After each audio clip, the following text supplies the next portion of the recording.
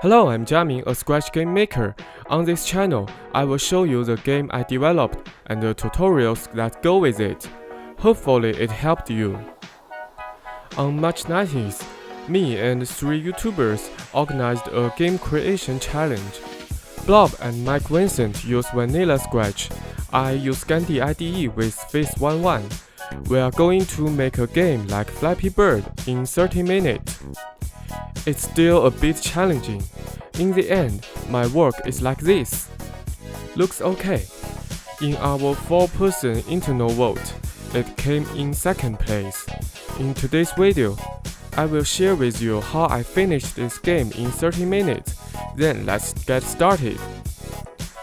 Time is limited after starting to create. I start with the simple assets to make a prototype. Use the default monkey character in Gandhi IDE as a bird. Use simple patterns to draw obstacles. Prepare obstacles in 3 different positions. Then start writing code. The first is the code that controls the character. I use the variable speed y as the speed of the character. In normal conditions, the character accelerates all the way down. When pressing the spacebar, instantly increase the speed of the character to 10. This makes it possible to implement the effect of the character's flick and flick in Flappy Bird.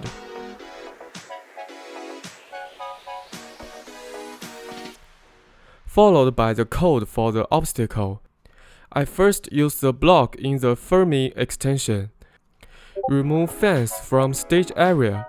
Allows characters to move outside of the stage area.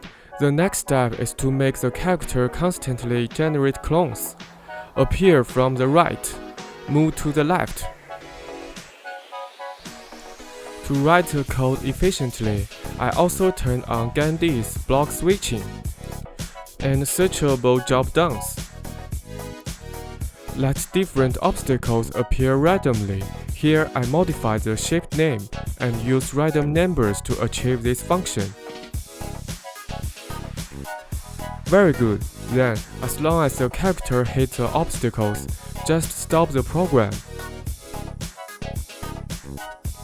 At last, add score system.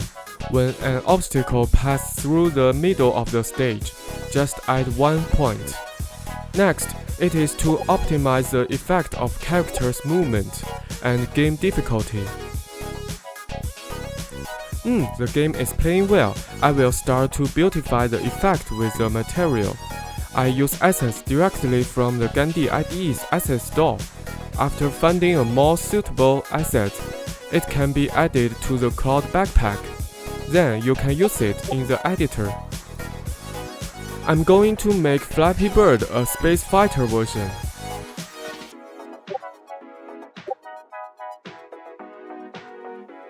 Choose good asset, just go back into the program and replace.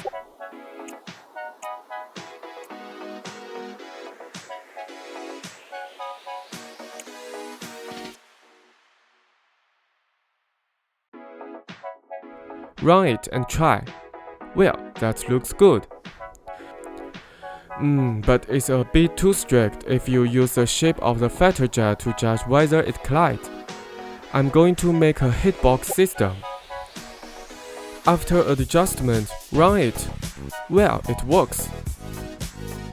Then I'm going to add a rotation effect to the plane. It looks more real. Run it and try. Really not bad. Now, in the event of a collision, game will be over. I'm going to add an explosion effect. I also plan to use the animated text extension to make a score display effect. Time is almost over here. I'm obviously panicking.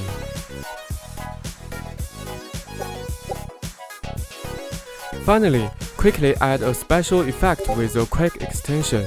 Release completed. Although the finished work still has some bugs, but I managed to finish a working game in 30 minutes. Congratulations! Gandhi IDE's extension and asset store really helped me a lot. If you are interested in this talk, join our Discord server.